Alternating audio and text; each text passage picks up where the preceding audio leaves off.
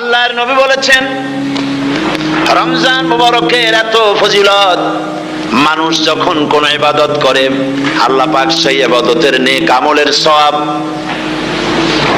10 থেকে শুরু করে 700 পর্যন্ত বাড়ায় দেন।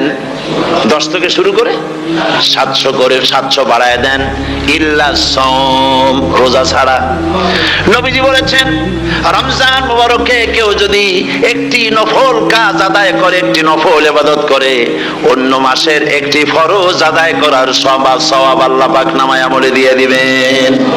রমজান মুবারকে কেউ যদি একটি ফরজ আদায় করে, অন্য মাসের 70টি ফরজ আদায় করার মতো সওয়াব আমলনামায় আল্লাহ দিয়ে দিবেন। সুবহানাল্লাহ। এই মাস আমাদের সামনে, আল্লাহু আকবার বলি, আল্লাহু আকবার বলি, আলহামদুলিল্লাহ। এই পবিত্র মাস আমাদের সামনে। এই মাসে এত সওয়াব, নফল হয় ফরজের মতো আর ফরজ হয় 70টা ফরজের মতো। এত সওয়াব কেন হইল? আমরা না খেয়ে থাকি সেই জন্য নাকি? বলতে পারেন কেন হলো? একটি কারণ, শাহরু রমাদান আল্লাযী উনজিলা ফীহিল কুরআন।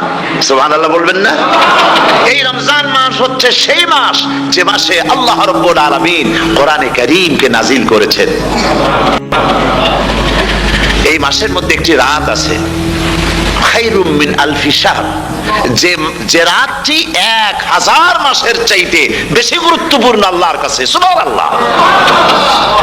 একটি রাত 1000 মাসের চাইতে গুরুত্বপূর্ণ। 1000 মাস ক্যালকুলেটর দিয়ে হিসাব করলে দেখা যায় যে 1000 মাসে 83 বছর 4 মাস হয়। তাহলে তার অর্থ কি এই যে একটানা 83 বছর 4 মাস ইবাদত করলে যে সওয়াব হবে, এই রাত্রে ইবাদত করলে সেই সওয়াব হবে? হতে পারে, এরকম হতে পারে, কিন্তু ব্যাখ্যাটা কি? ব্যাখ্যাটা হচ্ছে আরবিতে আলফুন শব্দ দিয়ে 1000 বোঝানো হয় না। আরবিতে যখন আলফুন বলা হয় তাহলে বোঝা যায় সংখ্যাধিক্য, বিপুল সংখ্যা, হাজার হাজার হাজার হাজার, থাউজেন্ডস এন্ড থাউজেন্ডস। এইটাকে বোঝাবার জন্য আরবিতে ব্যবহার করা হয় আলফুন, হাজার হাজার। তাহলে আল্লাহ কি বুঝাতে চাচ্ছেন? আল্লাহ রাব্বুল আলামিন তিনি আয়াত দ্বারা বুঝাতে চান, এর ব্যাখ্যা হচ্ছে এই পৃথিবীর মানবতার কল্যাণের জন্য, এই পৃথিবীর মানুষের ভালাইয়ের জন্য, মঙ্গলের জন্য হাজার হাজার মাস ধরে এই পৃথিবীর মানুষের যে কল্যাণ হয় নাই, এই রমজান মুবারকে একটা রাত আছে যেই রাতে আল্লাহ রাব্বুল আলামিন মানবতার সেই কল্যাণ করেছেন। সেই কল্যাণ কি দিয়ে করেছেন? শাহরু রমাদান আল্লাযী উনজিলা ফীহিল কুরআন, কোরআন নাজিল করে পৃথিবীর মানুষকে সেই কল্যাণ আল্লাহ দিয়েছেন। সুবহানাল্লাহ।